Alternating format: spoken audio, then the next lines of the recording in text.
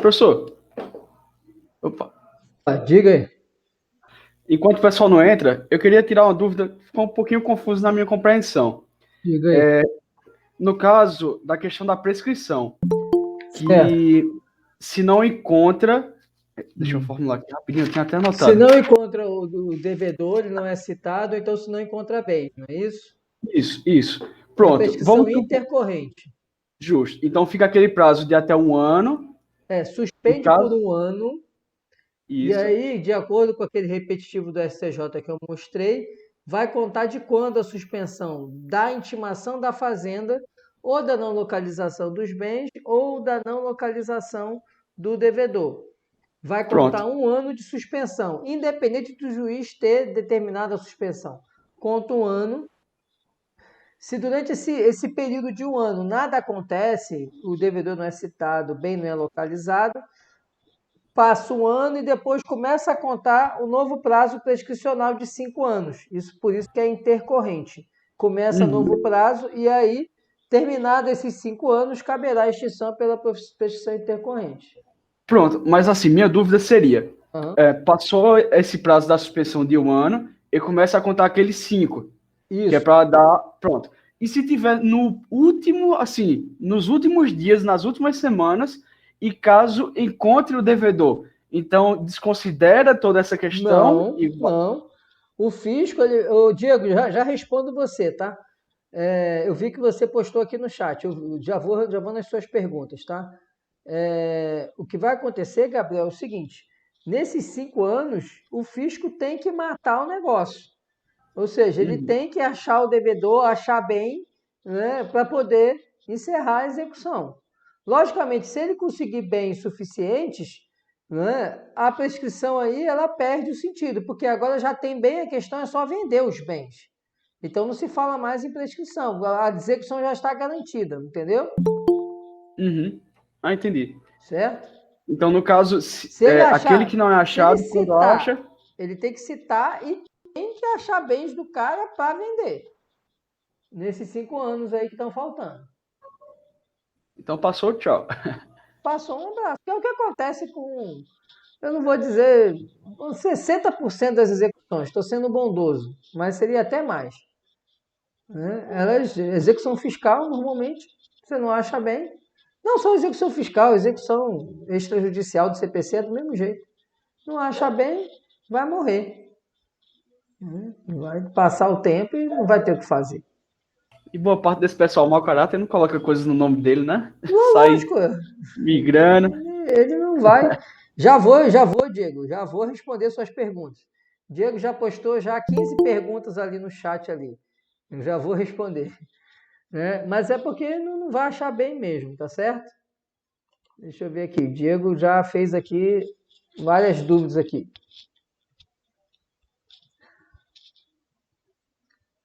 Ô, Diego, a respeito aqui dos embargos, tá? A gente vai conversar sobre eles amanhã. Mas aí a gente pode antecipar, não tem problema, tá? Deixa o pessoal entrar e eu respondo sua pergunta, tá bom, Diego? Tá? Você acrescentou sua pergunta aí com questão da exceção de pré-executividade, que é um assunto de amanhã também, mas eu comento aí, não tem problema não. Você não vai dormir com essa dúvida, não.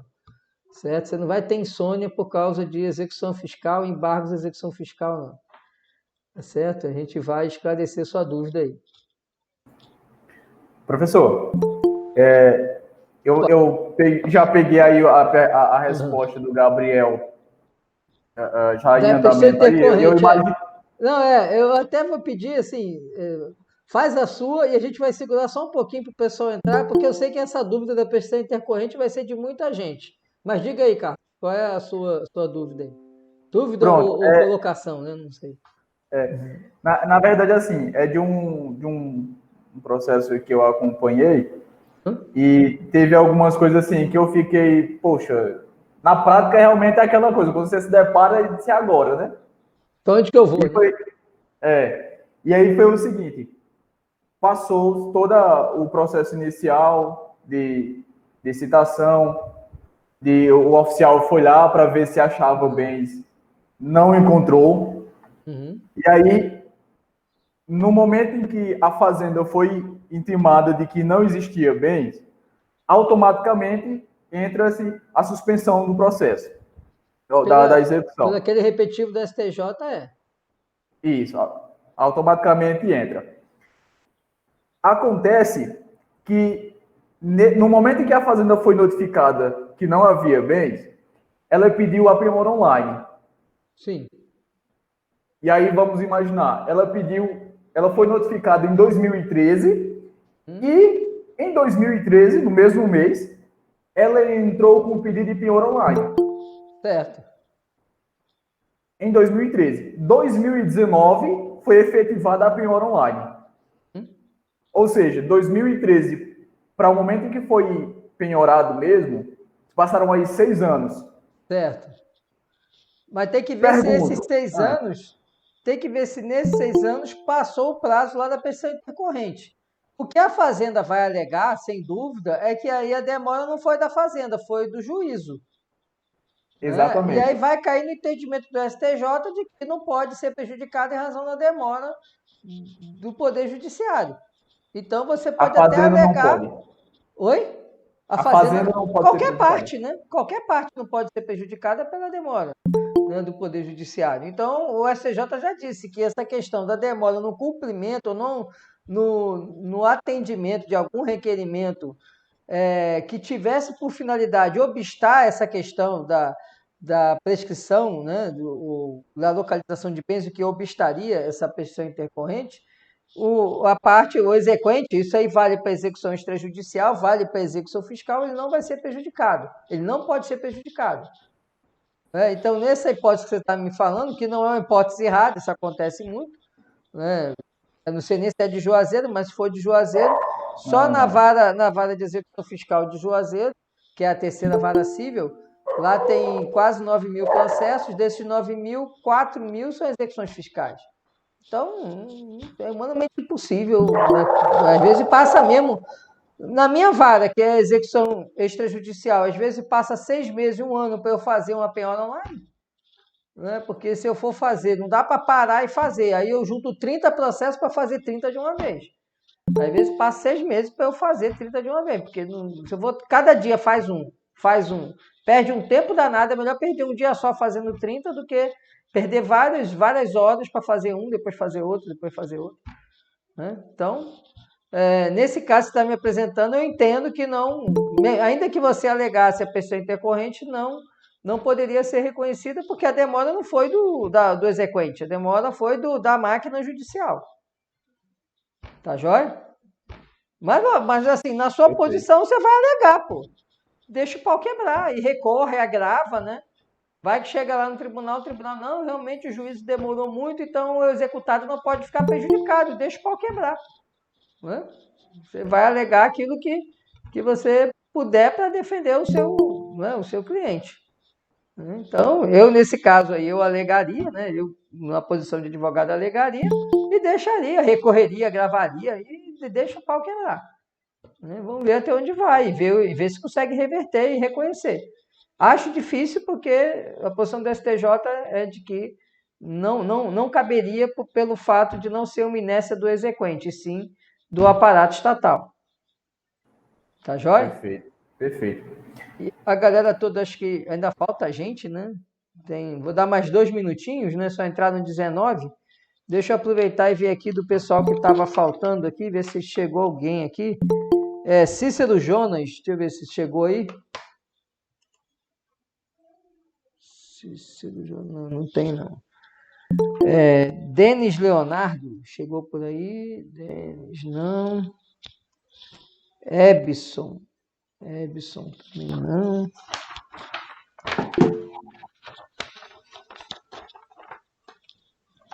Francisco André. Não. Francisco Edmilson, não. Matheus Fernandes, não. Francisco André está presente, professor. Peraí, Francisco André, qual é o nome que você está usando aí? Porque eu não achei aqui. André Oliveira. Então é por isso. André Oliveira, pronto. Aí, porque Eu procuro o Francisco André e não há André Oliveira. Pronto, agora eu já sei Não, que você está tranquilo. usando André Oliveira, que eu procuro aqui pela relação das pessoas, né? E aí eu não Tranquilo. achei, tá joia? Joia, tranquilo. Por isso que eu estou fazendo essa conferência assim, que eu não estou chamando é porque eu já tinha lançado presença, né? Mas quem eu estou chamando aqui é Francisco Edmilson, tá por aí? Edmilson não. Matheus Fernandes. Matheus, não. Natasha. Não, Natasha está com presença, desculpa. Miguel Cândido. Miguel também não aqui. João Vitor. João Vitor já entrou? Não.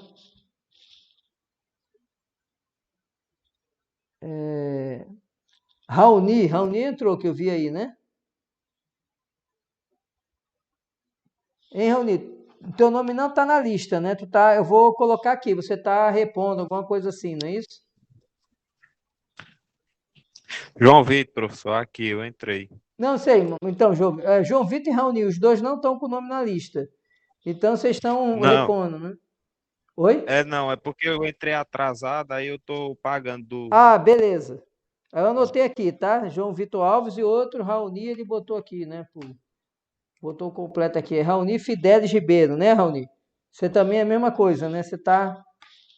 Tá, beleza. Tem mais alguém que estaria compensando? É de outra turma, não é dessa turma aqui? Não, né? Depois no final eu chamo de novo. Quem eu não chamei é porque já está com a presença aqui, tá bom?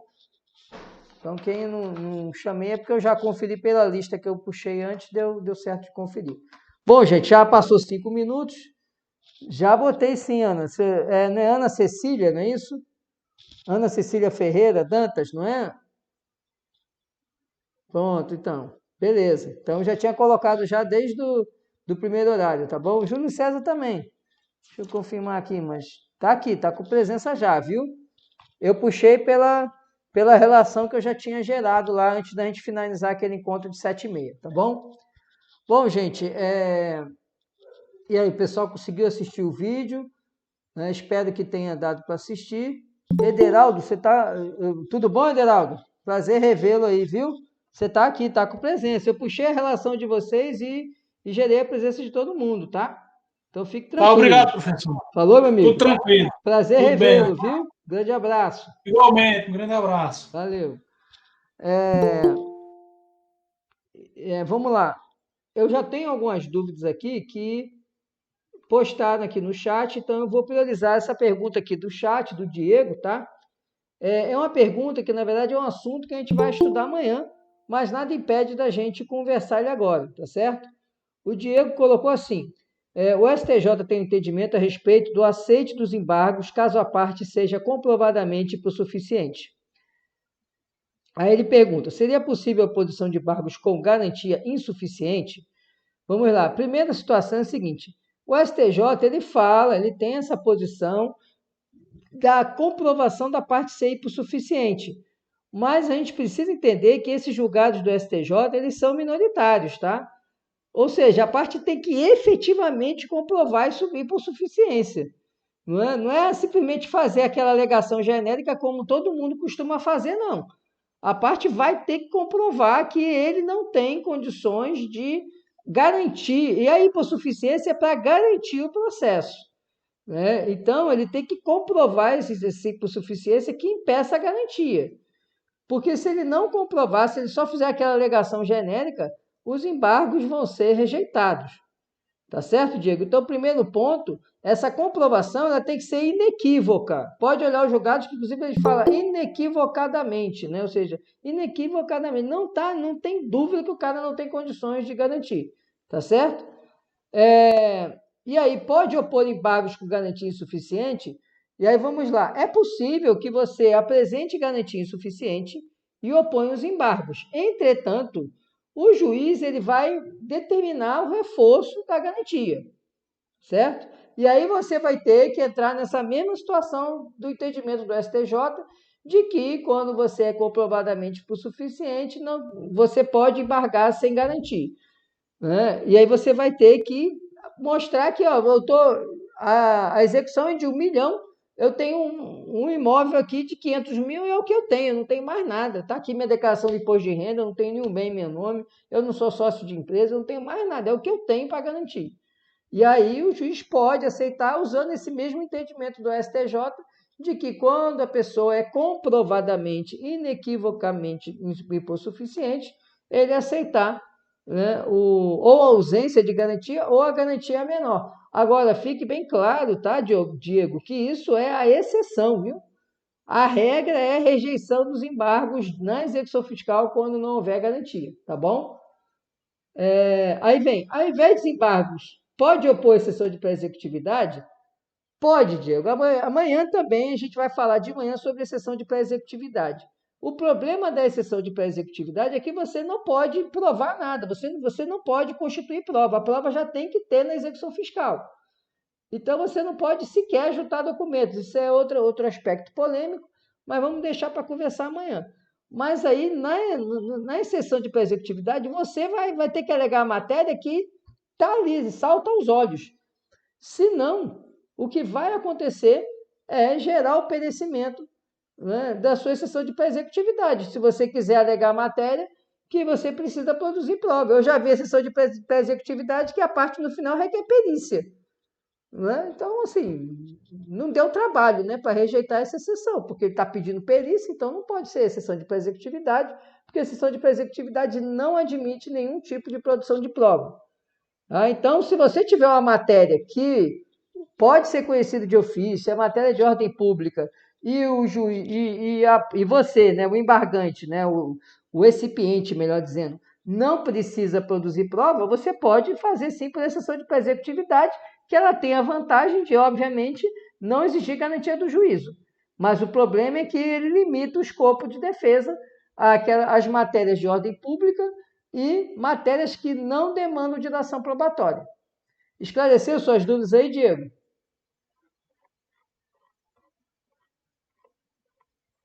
Ok?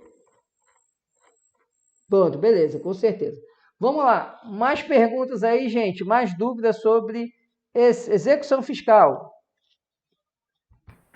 Professor, em relação a essa questão, quando for, por exemplo, se eu for alegar simplesmente a prescrição, sim, eu poderia fazer esse pedido de prescrição diretamente nos autos de execução ou necessariamente precisaria entrar com os embargos?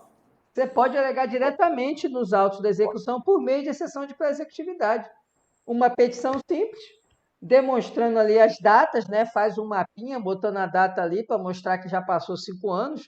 Né? No caso da prescrição, se for intercorrente, você vai botar lá a intimação da fazenda, né? 1 ano, né? E aí mais 5 anos, e aí nós estamos na data tal, ó, já passou.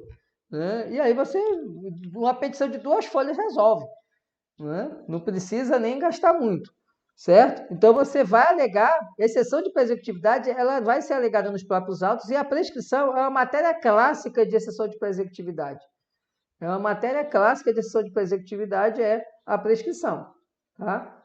Tem outros, a gente vai ver amanhã, mas a prescrição é a mais usada, inclusive, né? E mais eficaz. E o advogado não vai deixar de ganhar honorários, né? Porque a fazenda vai ser sucumbente. Tá certo? E mesmo na exceção de pré-executividade, a gente vai ver amanhã, sendo a fazenda sucumbente, caberá, né, condenação da fazenda em honorários na exceção de pré-executividade. Então, o advogado não tem nada a perder. Pode pensar na questão do prazo, né? Mas o prazo é só... Outra coisa, a exceção de pré-executividade, como o Diego colocou, não precisa de garantia.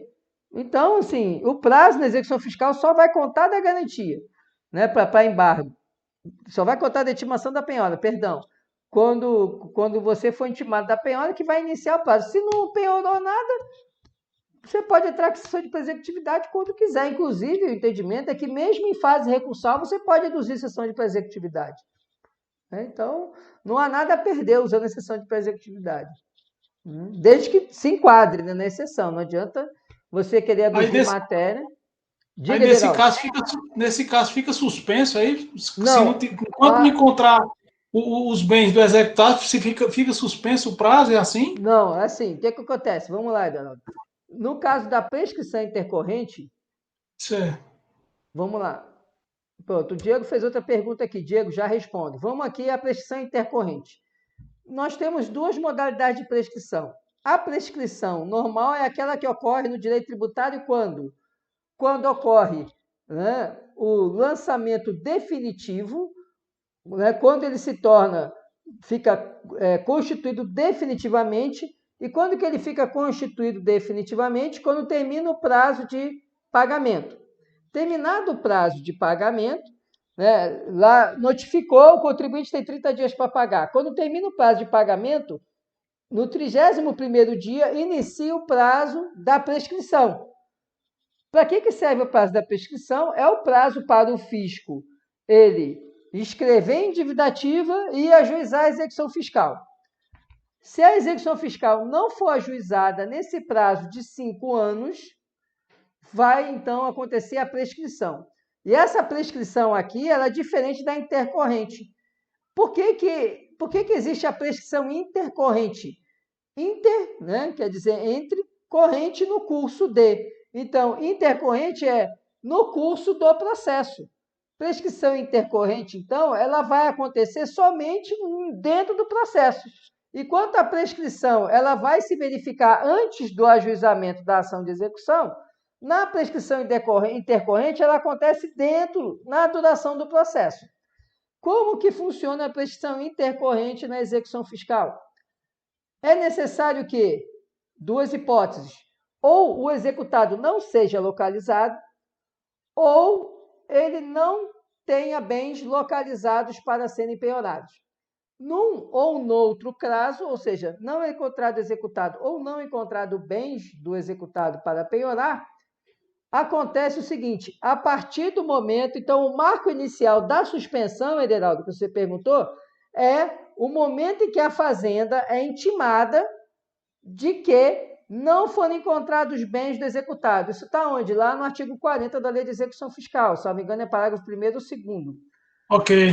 Certo? Então, começa a contar de quando? De quando a fazenda é intimada da não localização de bens ou da não localização do executado. Começa automaticamente, segundo aquele repetitivo do STJ, começa automaticamente a correr o prazo de suspensão. E o prazo de suspensão, nesse caso da prescrição intercorrente, só dura 1 ano. Aí você pode falar, Edinaldo, tem algum caso que a suspensão pode durar mais? Pode. O caso da suspensão da exigibilidade do crédito tributário, que é outra figura, que é lá, por exemplo, o parcelamento. Se parcela, suspende a execução fiscal e suspende a prescrição. Vai durar quanto tempo a suspensão? Quanto tempo durar o parcelamento? Se o parcelamento durar 90 meses, é 90 meses suspenso. A suspensão que a gente está conversando é a suspensão do processo executivo por não localização de bens ou não localização do devedor. E essa dura 1 ano. Passado 1 ano, sem que nesse 1 ano a fazenda pode se mexer? Pode, é que o STJ falou, a fazenda pode ficar pedindo lá para fazer diligência, Bacenjude, Renajude, Infojude, né, Santo Jude, o Jude que tiver, vai fazendo. Agora, enquanto não achar, está correndo um prazo de suspensão. Desde quando? Desde a primeira ciência da não localização de bens.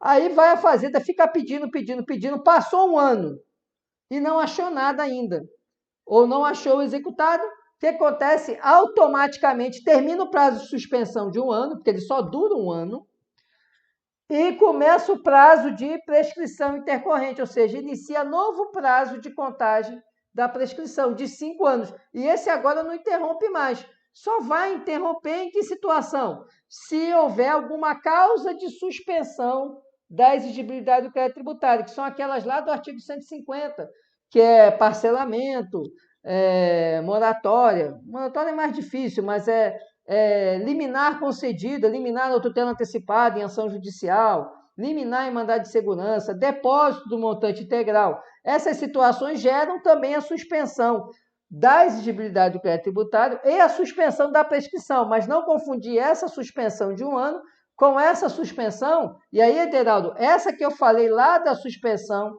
do Código Tributário, né, aquelas causas de suspensão, essa não tem prazo, é enquanto durar a causa, tá certo? Ficou Perfeito. claro a distinção entre uma e outra? Sim, E com que certeza. essa da intercorrente, a suspensão é por 1 ano, passou 1 ano, inicia o prazo da prescrição intercorrente de mais 5. Passou 5 anos, não achou bens, não achou o devedor, aí surge, né, a prescrição intercorrente. Portanto, o processo vai ser extinto pela prescrição intercorrente. Tá joia? Perfeito. Ok. Beleza, eu vou voltar aqui, tem outra pergunta do Diego aqui. Aí ele perguntou, no caso de valor incorreto na execução ou excesso, a CDA é nula? Bom, Diego, aí a gente tem 2 situações. Primeiro, se esse excesso ele é consequência de irregularidades do lançamento, que tipo de irregularidade? O lançamento utilizou uma alíquota, por exemplo, de 30%, e a alíquota era para ser de 15%. Vai ter excesso? Vai. Agora, esse erro não é um erro lá do lançamento, um erro substancial do lançamento. Então, esse lançamento ele não pode ser alterado. O que vai ter que ser feito? Tem que ser anulado esse lançamento, cancelado e feito um novo lançamento. Percebe a diferença? Nesse caso, por quê? Porque o erro ele está o quê? Na análise jurídica que a autoridade fazendária fez da aplicação da alíquota. Ficou claro o primeiro caso?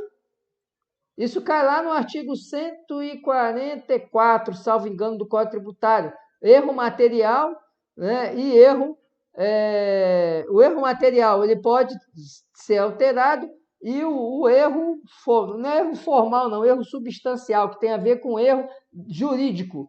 Esse erro não pode ser alterado. Um erro material, por exemplo, o crédito tributário lá, ele vinha no valor de 10 mil, mas foi um erro ali porque digitou um zero a mais, era para ser 1.000. Então, esse erro ele permite a alteração. Né? Então, pode ser substituído, inclusive, a CDA nesse erro, porque não é um erro substancial, não é um erro de análise de aplicação do direito tributário, percebe?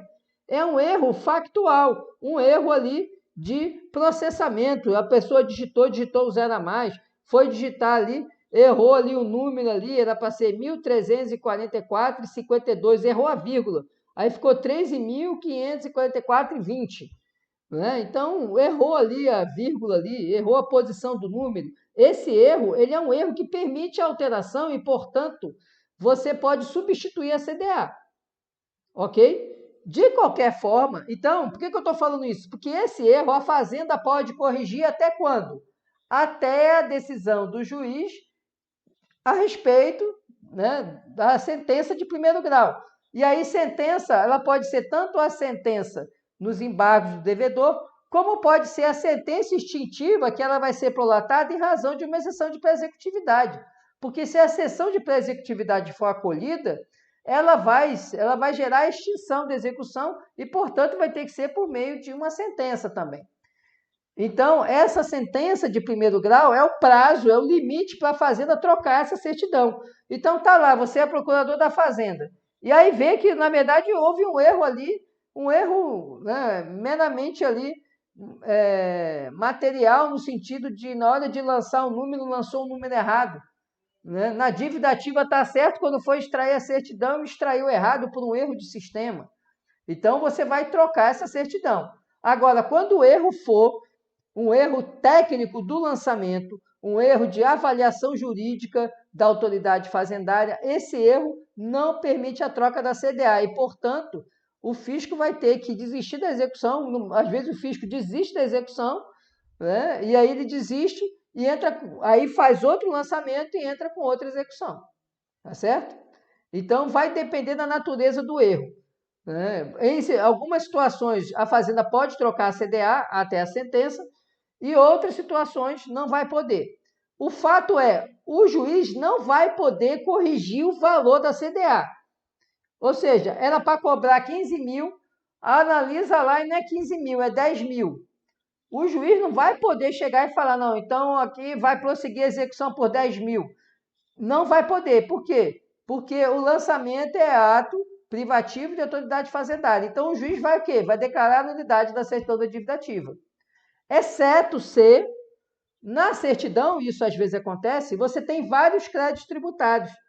Às vezes, uma mesma certidão traz uma dívida de IPI, uma dívida de imposto de renda pessoa jurídica, um crédito tributário de COFINS e um crédito tributário de contribuição sobre o lucro líquido.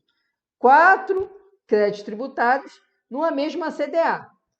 Aí, o que acontece? Você entra com embargos e seus embargos são parcialmente providos porque o juiz reconhece a nulidade da cobrança da contribuição sobre o lucro líquido. Vai extinguir a execução? Não. Porque a certidão ela é rígida para os outros 3 créditos tributários, está percebendo? Então, como a certidão ela é rígida para os 3 créditos tributários, nesse caso, o juiz declara a nulidade desse lançamento, desse crédito tributário, mas isso não obsta o prosseguimento da execução em relação aos outros 3.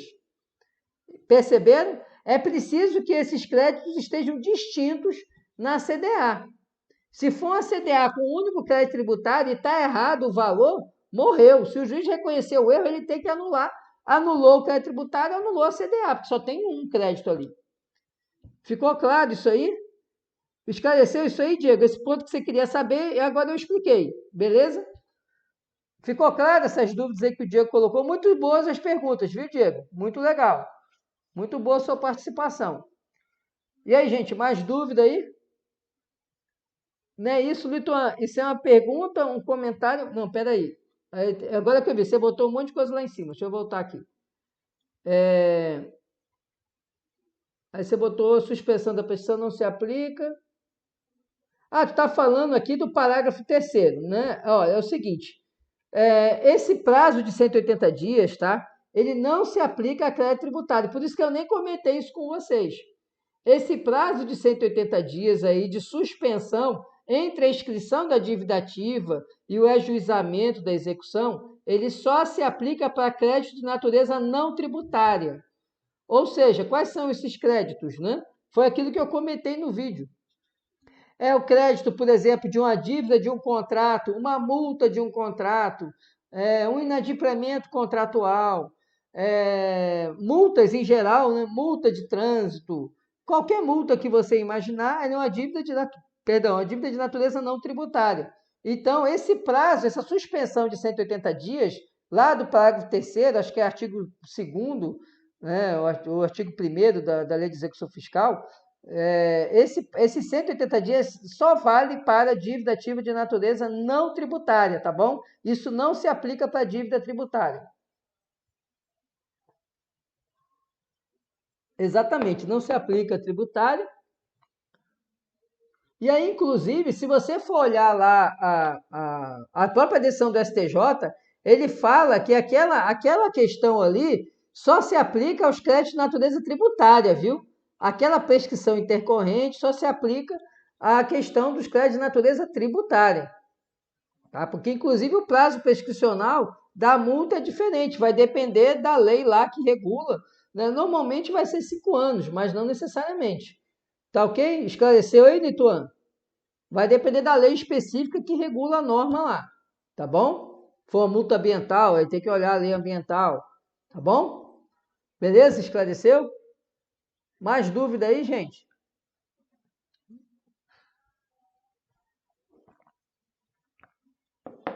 Beleza, João Pedro. Valeu.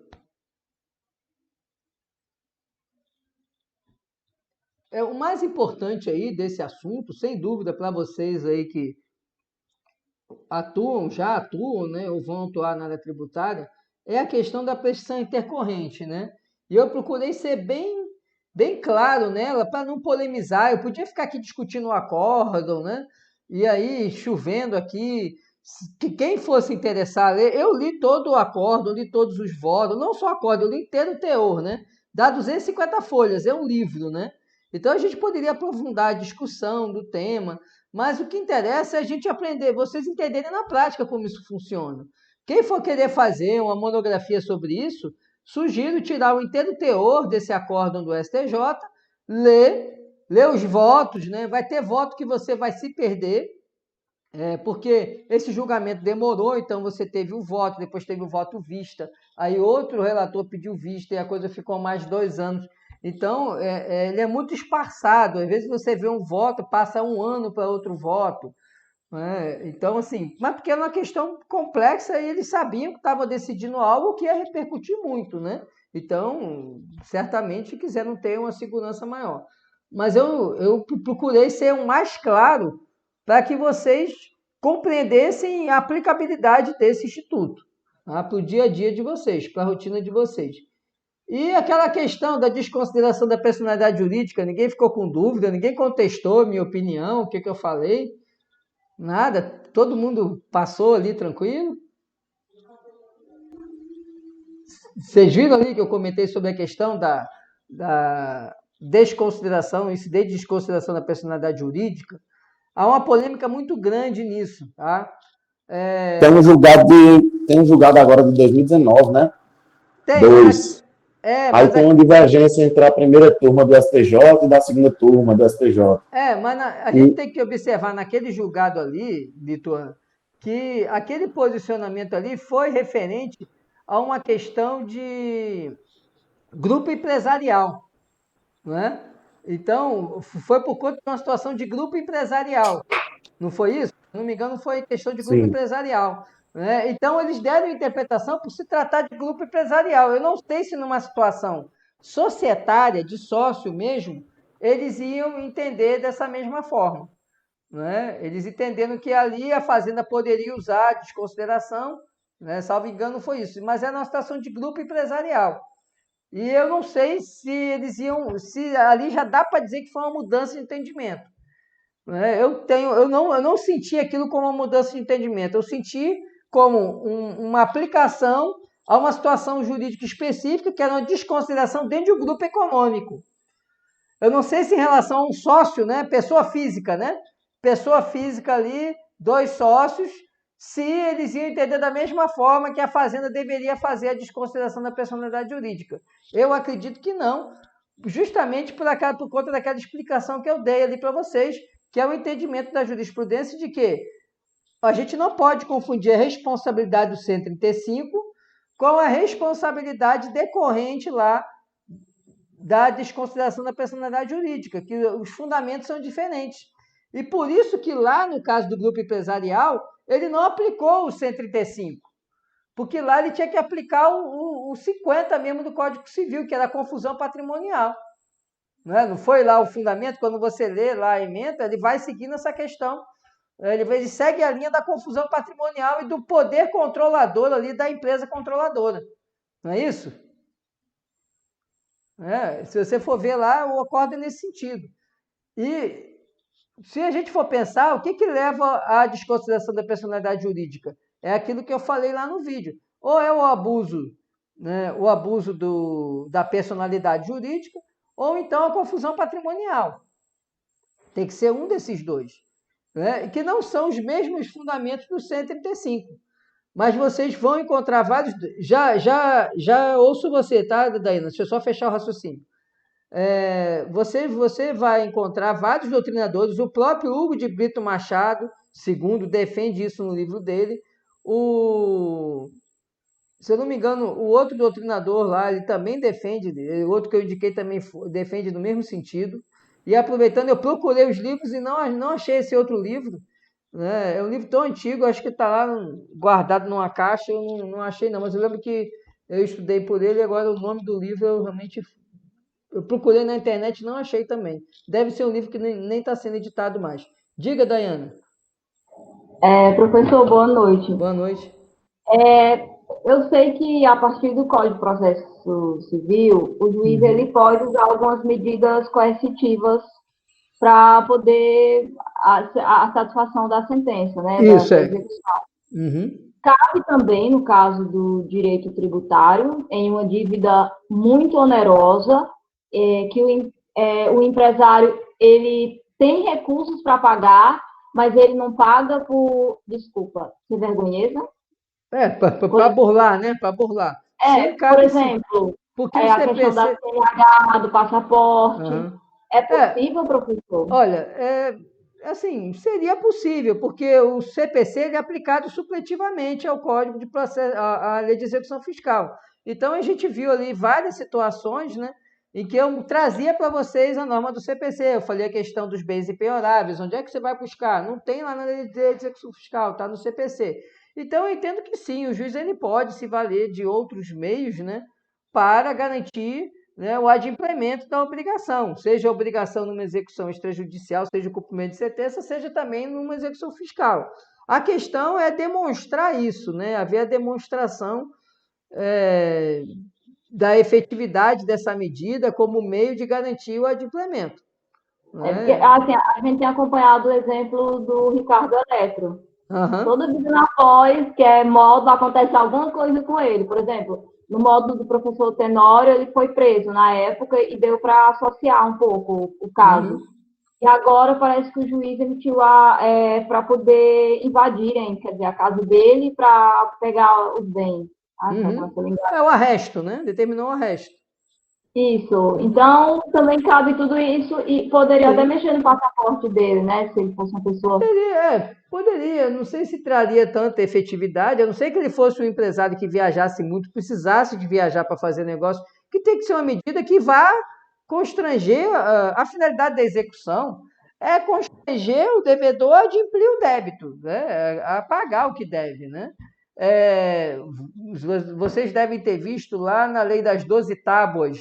Na Lei das 12 Tábuas é bem legal a execução, né? E o nome execução vem disso, né? Vocês que já estudaram no direito romano, né? Lembram lá como é que era a execução na Lei das 12 Tábuas, lá em Roma?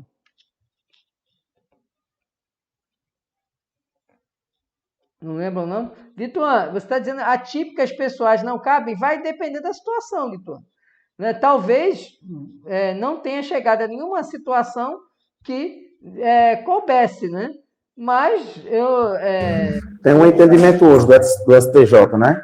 Em relação a isso. Esse entendimento é factual. Eu não considero esse entendimento como consolidado, não. Né? Porque ele é factual, ele está com base em determinadas situações. O próprio STJ tem bem claro que você pode aplicar as medidas do CPC. E você pode, portanto, aplicar as atípicas. Não aplicou ainda porque não encontrou nenhuma situação que gerasse essa possibilidade. Eu queria contar da Lei das 12 Tábuas. Então, porque eu vi pessoas comentando sobre isso. Por exemplo, como o professor disse, um empresário que viaja muito, poderia ser que funcionasse realmente, entendeu, Lituano? A questão, Daiane, igual eu falei, o problema é você provar a efetividade dessa medida para fins do crédito tributário. Normalmente, para receber o dinheiro. Normalmente, um crédito tributário fiscal é da ordem de milhões. Então, qual que é a relevância de eu confiscar o passaporte do cara? Nenhum. Ele está devendo milhões, ele não está nem aí se ele vai viajar ou não vai viajar. Se ele quiser viajar, ele dá um jeito. Né? Ele vai para o Paraguai e sai. Então, assim, para o cara que deve milhões, você segurar o passaporte dele, né? Normalmente, quando a empresa chega numa situação dessa, ela já quebrou.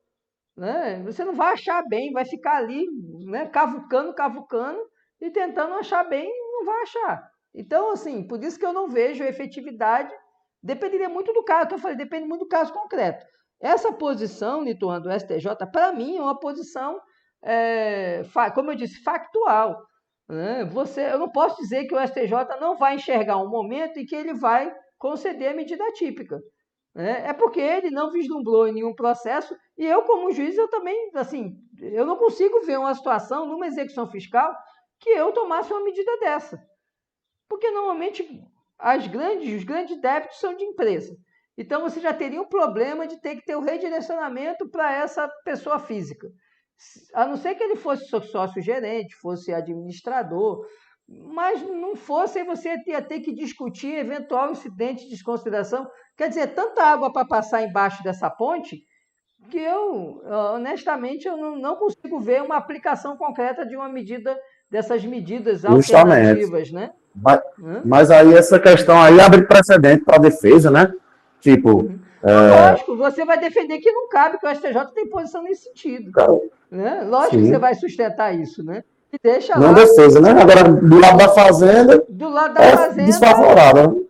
Não, do lado da Fazenda eu vou dizer exatamente que esse posicionamento, para mim, esse posicionamento do STJ ele é pontual. Justamente. Né? Ele pode mudar Se o STF, em menos de 2 meses, mudou a questão da prisão em segunda instância, que era um negócio consolidado lá em repercussão geral, então, assim, nada mais nesse mundo está impedido de ser mudado, né? Não mudou composição, não mudou nada, mas mudou o posicionamento, né? Então, não dá para dizer... Justamente. Assim, para mim, essa questão das medidas atípicas, ela é factual. Eu não vejo espaço numa execução fiscal. Particularmente, eu não vejo espaço.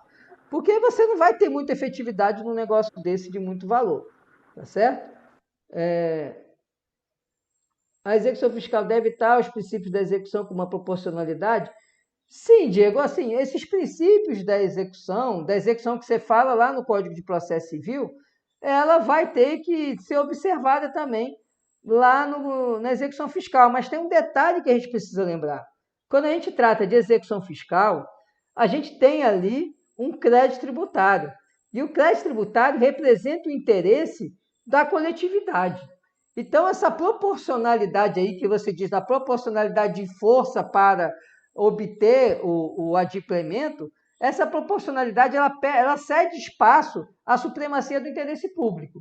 Então, às vezes, você pode ter uma medida muito gravosa para garantir o adimplemento do crédito tributário, né? Justamente nessas situações em que o contribuinte ele dificultar ou criar barreiras ali para o adimplemento.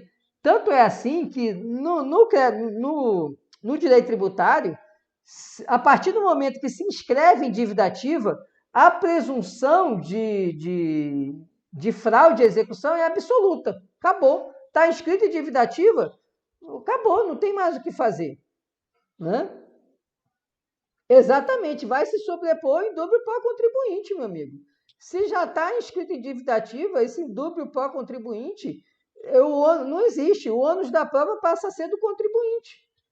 Por isso que a certidão de dívida ativa ela tem presunção de veracidade.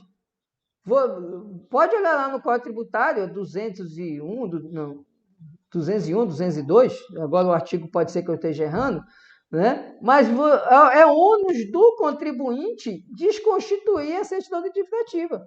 Por que é ônus do contribuinte? É exatamente a gente lá nos princípios do direito público, né? Em razão da supremacia do interesse público sobre o privado. Então, você vai ter, por exemplo, a própria norma do Código Tributário dizendo que qualquer alienação após inscrição em dívida ativa, veja, não é nem execução ajuizada, não. Não é nem você vai pensar em ação pauliana, não tem ação pauliana, não. É nula, o negócio jurídico é nulo, acabou, vendeu.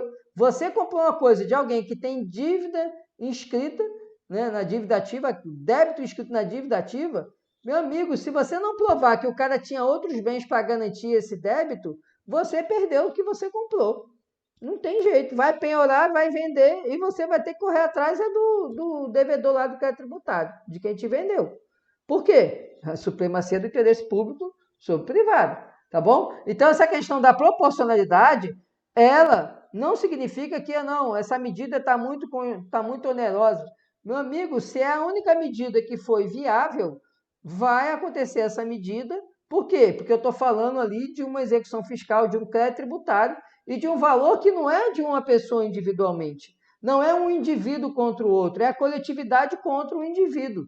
Tá certo? E aí, nesse caso, vai preponderar a coletividade. Por mais que a coletividade, entre aspas, né, do fisco, ela seja, né, uma coletividade que tem muita força. Né? A gente é muito pequenininho para brigar com o leão, né?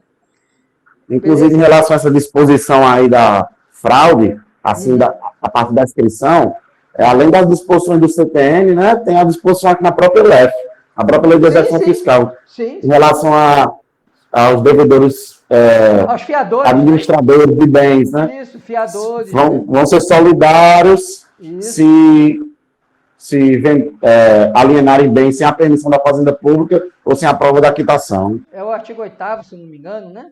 Lá da Lei de Execução Fiscal. Por aí, ou é 7º ou 8º. Por aí. Pois é. Justamente o quê? Supremacia do interesse público sobre o privado. Tá certo? E aí eu queria contar a historinha da execução aí para a gente fechar a noite, né? Lá na Lei das 12 Tábuas, como funcionava a execução, né? A execução era assim, quando tinha o devedor, o credor levava o devedor em frente ao pretor, que era o juiz, né? E aí o devedor era algemado, era preso, né? Tomava uma surra, né? Ele fala lá na Lei das 12 Tábuas, né, que ele era vilipendiado, né? Ele tomava uma surra e ele ficava 30 dias como escravo, 30 dias não, preso com o credor. E o credor podia dar para ele, pelo menos, né, no mínimo, uma libra de pão, se eu não me engano, uma libra de pão. E aí, durante 30 dias, ele ficava lá, dava uma libra de pão para ele, né? E ele tinha que trabalhar para pagar o pão, viu? Ele ficava lá, mas não ganhava o pão, ele só ganhava o pão se trabalhasse. E ele, por 3 vezes, olha lá a asta pública, né? A asta pública são só 2 vezes, né? A primeiro lance, né? E depois o segundo, né? Mas ele ia por 3 vezes ao comício, e lá no comício ele era oferecido, cantava a dívida dele para saber se alguém queria, né, comprar a dívida dele. Né? Se passados 3 dias, se ninguém comprasse, tinha 2 opções, né? Se ele tinha mais de um credor, cortava o corpo dele em partes, né? Uma parte para cada credor, tá certo? É isso mesmo, vixe, é desse jeito. Né? Era desse jeito lá em Roma, né? Cortava uma parte para cada credor, e as partes não precisavam ser proporcionais. A Lei das 12 Tábuas chegava a esse requinte, né? Ou então, outra opção era ele ser levado além do Tibre, ele ia além do Tibre, ou seja, ele ia fora dos domínios de Roma, e ele podia ser vendido como escravo. É por isso que era execução. Literalmente, o cara era executado. Ele era executado como cidadão romano. Ele deixava de ser cidadão romano, ou porque ia morrer, ou porque ia ser vendido como escravo. Por isso, o termo execução, né? E lá na Lei das 12 Tábuas fala exatamente execúcio, né? De execução.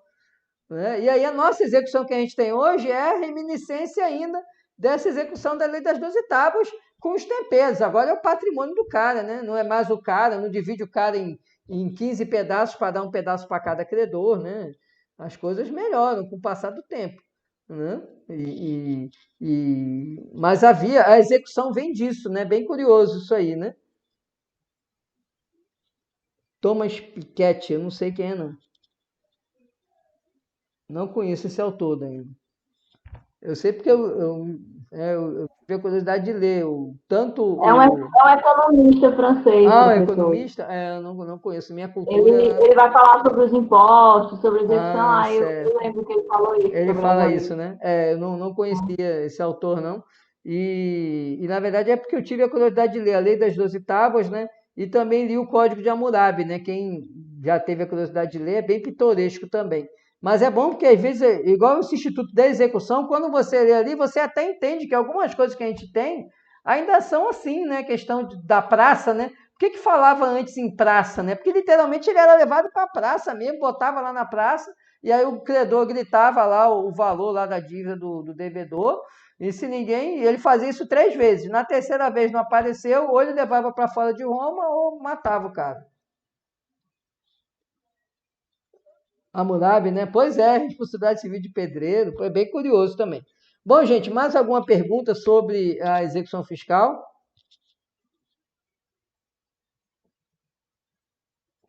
Tranquilo? Não tem mais perguntas? Deixa eu só tirar as dúvidas aqui, eu não sei quem é que entrou, se bem que a quantidade aqui está até menor. Vou só perguntar a algumas pessoas que eu queria confirmar se estão presentes, tá?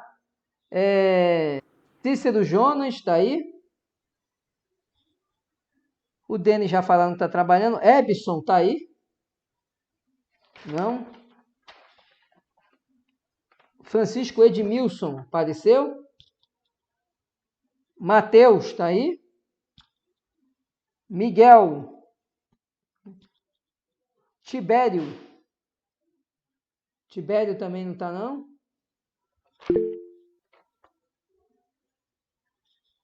José... Não, se você já está com presença, Erickson. Quem eu não chamei já está com presença, tá bom? Porque eu já conferi pela listagem que eu tirei antes, tá certo? Então, é só mesmo quem eu não chamei. Esses aqui que eu não tinha confirmação da presença, tá bom? Então, gente, muito obrigado, então. Boa noite, né? Vamos encerrar, são 9h50. Né? Amanhã, então, nós nos encontramos. Nosso horário amanhã de encontro é 8h30, tá certo? Procurem não atrasar, porque a gente vai se encontrar às 8h30. Eu vou fazer um pano geral do que vocês vão estudar amanhã e depois vamos de novo intercalar o vídeo aula e depois a gente retorna para as dúvidas, tá bom? Muito obrigado a todos. Professor, vai tratar sobre a medida cautelar fiscal também? Amanhã é a ação cautelar fiscal. Vai ser uma das aulas amanhã.